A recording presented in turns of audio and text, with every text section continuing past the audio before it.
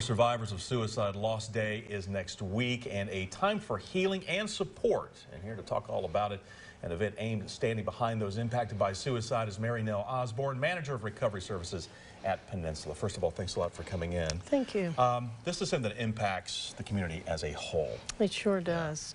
This suicide is the second largest cause of death or leading cause of death for individuals ages 10 to 24 in the state of Tennessee. Okay. That means that a lot of us have been impacted by it. Sure, 10 to 24. 10 so to 24-year-olds. Yeah, my goodness. The day is coming up on November 23rd, but is there a significance to that specific day? Well, I don't believe that there is. Okay. We are just coming off of Suicide Awareness Month, and that's the ribbon I have on.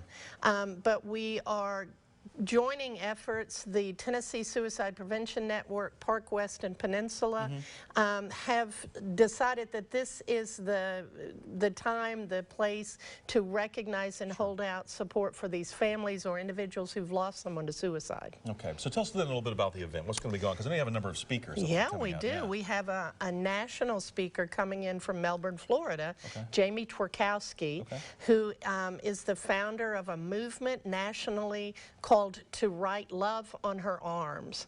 That is for individuals who are struggling with depression, addiction, and do self-harm and have suicidal ideation. The goal is to connect them to services in the community. So Jamie is going to be the keynoter. We also have speakers who have personal losses, a mother of a child who committed suicide and a survivor of suicide.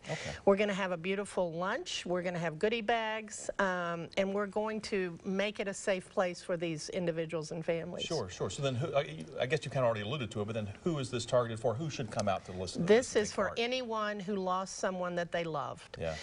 It doesn't necessarily have to be a family member, but it's someone that you loved that you lost by suicide. So we hope that everybody will take advantage of this, share this information with people that you know are struggling.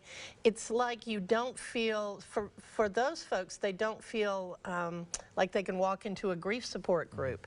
It's a different kind of situation.